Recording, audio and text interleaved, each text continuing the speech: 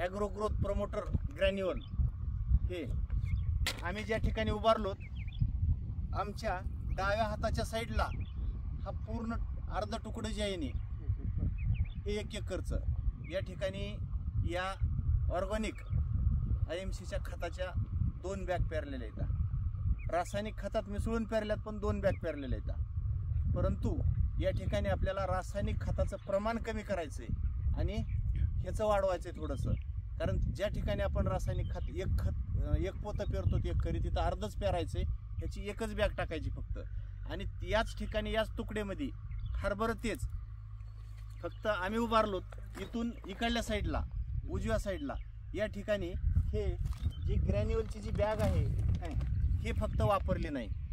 तर या ठिकाणी माझ्या शेतकरी बळीराजांनो, तुम्हाला एवढीच आमची एक विनंती आहे की आज या ठिकाणी दोन्हीतला जर डिफरन्स बघितला, काकऱ्या दिसायल्यात, उगवण क्षमता 100% झालेली आहे, झाडावरलं तेज त्या अगदी जवळून पाटील फोटो घ्या एखाद्या हरभऱ्याच्या असा, कारण याचा फोटो मी तुम्हाला घाटे लागल्यानंतर पण आणखीन घेणार आहे. याचा फोटो हरभरं मळल्यानंतर पण घेणार आहे. याचा व्हिडिओ हे तुम्हाला 3 व्हिडिओ ह्याचे येतील आणि हे 3 व्हिडिओ पाहून तुम्ही पुन्हा विश्वास ठेवा. कारण मी एवढा शब्द दिलेला होता की या हरभऱ्याला तुम्हाला आत्ताच्या क्वालिटीतच नाही तर शेवटला जी लागतं आपल्याला, आपले पोते जास्त भरले पाहिजेत. तर याच्यापेक्षा नक्कीच ह्याचे पोते पण जास्त भरले पाहिजेत. यांना ढीक पण मी वेगळा टाकायला लावणार आहे, घाटा पण मोठा झाला पाहिजे आणि एकतर ऑर्गॅनिक आहे. तर बघा दोन्हीतला डिफरन्स.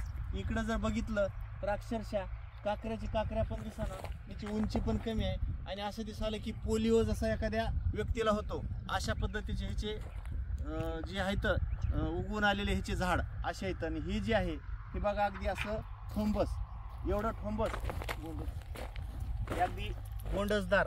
या ठिकाणी बघा छोटं हरभर आहे पण ह्याची जी पॉवर आहे एवढ्या पॉवरने निघालेला आहे. तर नक्कीच आपल्याला याच हरभऱ्याचा ढाळे लागल्यानंतर, याच हरभऱ्याचा मळल्यानंतर ही ऑर्गॅनिक पद्धतीने केलेलं आहे. IMC कंपनीचं जी ग्रॅन्युअल आमचं जे आहे या माध्यमातून या ठिकाणी याला वापरलेलं आहे. नक्की प्रत्येक पिकाला, फळांना, फुलांना आणि बागाला प्रत्येक शेतकऱ्यानं वापरावं एवढीच आमची विनंती आहे. आज ज्यांना आम्ही वापरायला हे दिलेले आहेत त्यांचे नक्कीच व्हिडिओ आपल्याला एक आम्ही पाठवणार आहोत. अशीच आपली शेती विषमुक्त करा आणि उत्पन्न भरघोस घ्या आणि खर्च कमी करा एवढीच आमची विनंती आहे. धन्यवाद. या ठिकाणी आप्पा काय वाटतंय तुम्हाला, एक तुमचा थोडासा संदेश काय हा आपल्या शेतकरी बळीराजेपर्यंत पोहोचला पाहिजे, सत्य संदेश. काय वाटतं तुम्हाला की तुम्ही स्वतःही पेरलं, तुम्हाला काय फरक वाटायला लागला? तुम्ही जर त्या दिवशी 2 बॅगसाठी इथपर्यंत आला नसता तर हे असंच राहिलं असतं. हे सुद्धा असंच आज कोमेजलोनी पोलिओ झाले राहिलं असतं. पण आज तुम्हाला दोन्हीतला डिफरन्स लक्षात आला. 2 बॅगसाठी तुम्ही लातूरून आला. मी पेरण्याच्या अगोदरपासून सांगत होतो आप्पा तुम्हाला मी काय ॲव्हरेज काढून द्यायची जिम्मेदारी माझी. तर समाधानकारक रिझल्ट वाटायला आज. पण नक्की आपल्याला याचा आणखीन घाटेत आल्यावर एक आणि मळल्यानंतर एक आपल्याला याचा व्हिडिओ घ्यायचा आहे. या ठिकाणी खूप खूप धन्यवाद.